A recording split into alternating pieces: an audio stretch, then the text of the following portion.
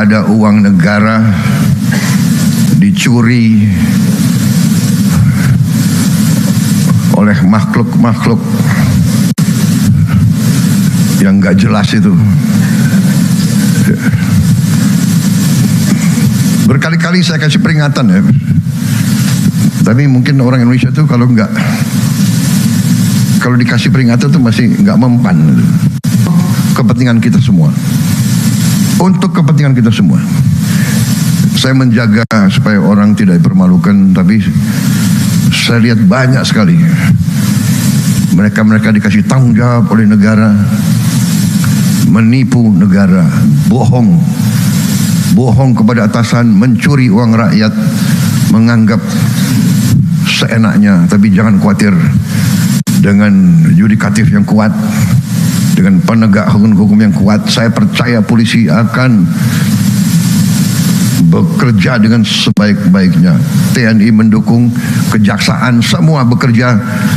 Kita akan tertibkan negara ini. Terima kasih.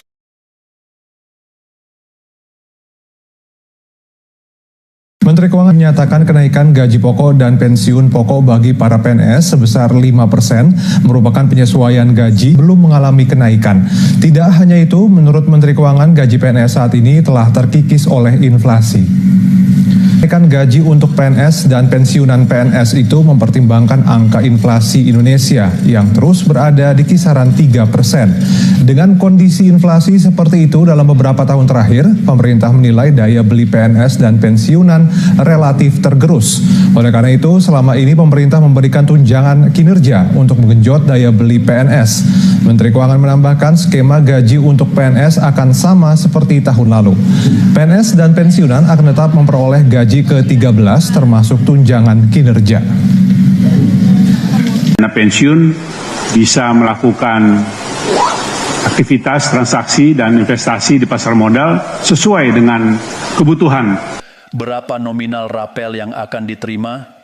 Jawabannya tidak sama untuk setiap orang. Kenapa tidak sama? Karena perhitungan rapel didasarkan pada beberapa komponen. Gaji pokok terakhir sebelum pensiun, pangkat dan golongan masa kerja, tunjangan keluarga yang melekat. Semua faktor tersebut mempengaruhi besaran hak yang diterima.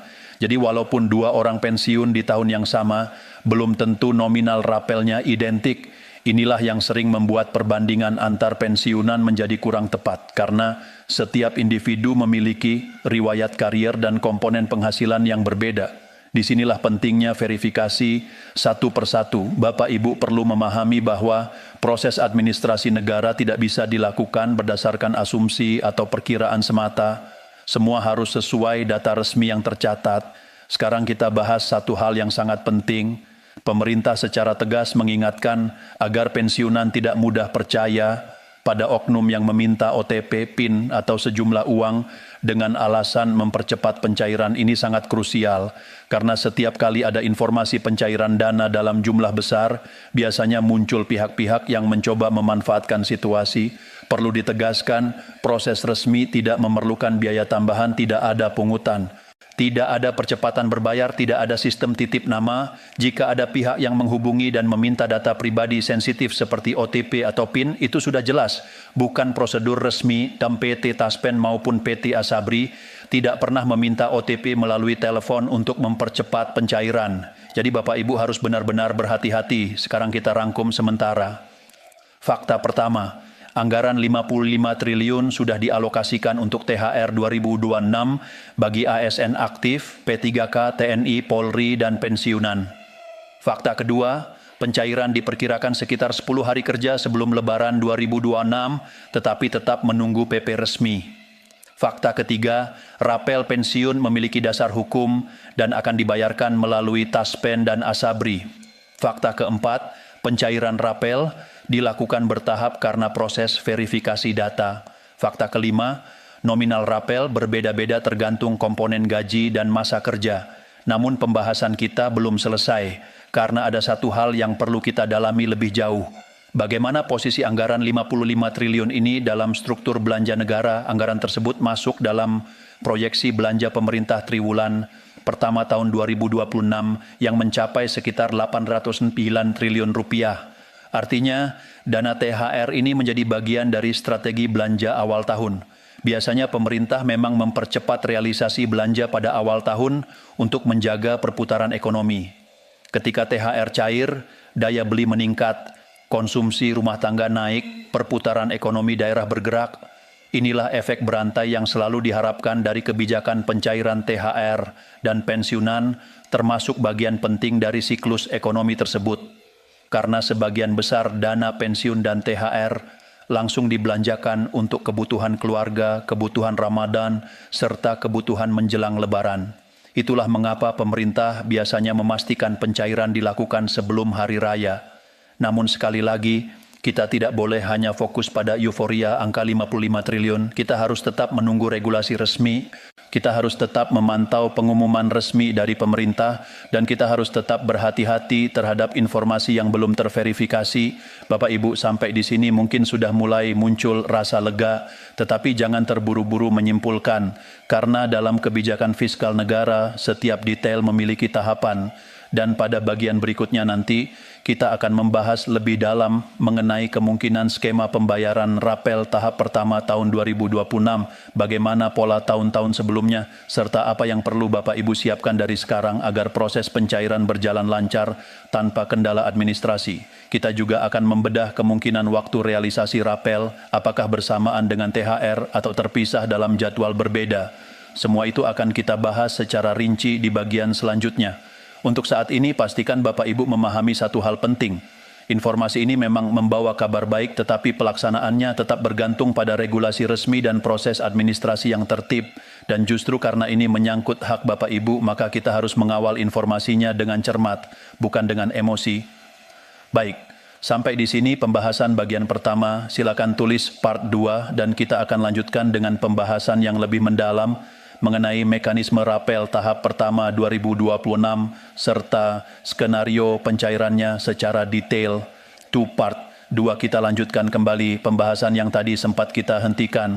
Bapak Ibu, di bagian pertama kita sudah memahami gambaran besarnya bahwa anggaran 55 triliun rupiah memang telah dialokasikan untuk kebutuhan THR tahun 2026 yang mencakup ASN aktif, P3K, TNI, Polri, dan juga pensiunan.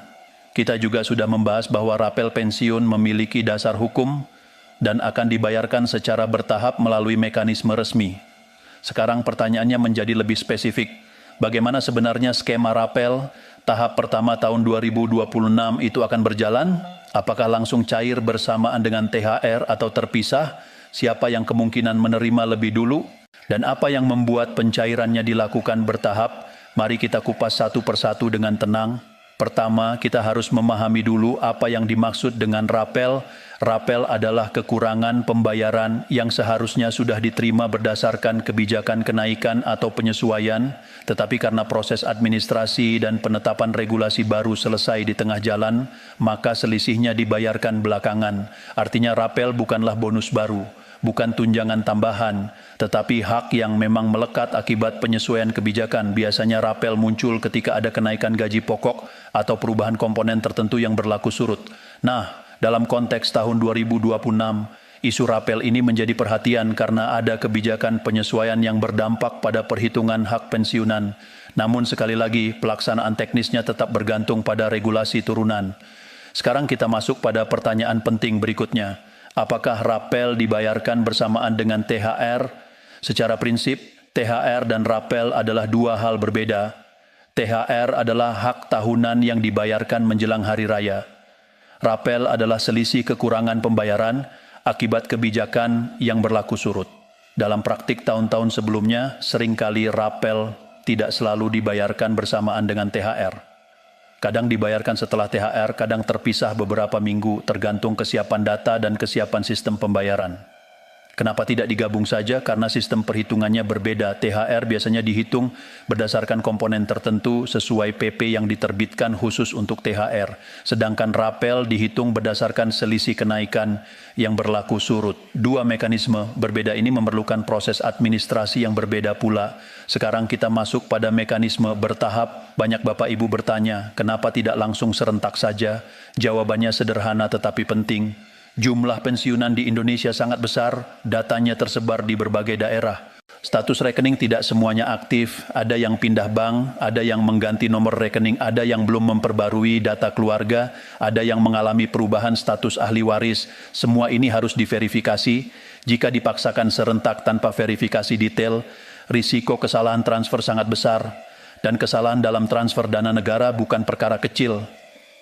Proses koreksinya bisa memakan waktu lebih lama, karena itu pemerintah memilih mekanisme bertahap. Tahap pertama biasanya diberikan kepada data yang sudah bersih dan terverifikasi penuh. Tahap berikutnya menyusul setelah data tambahan selesai diverifikasi. Inilah yang perlu dipahami supaya tidak muncul kesalahpahaman ketika ada yang menerima lebih dulu dan ada yang belum. Sekarang kita bahas kemungkinan skema tahap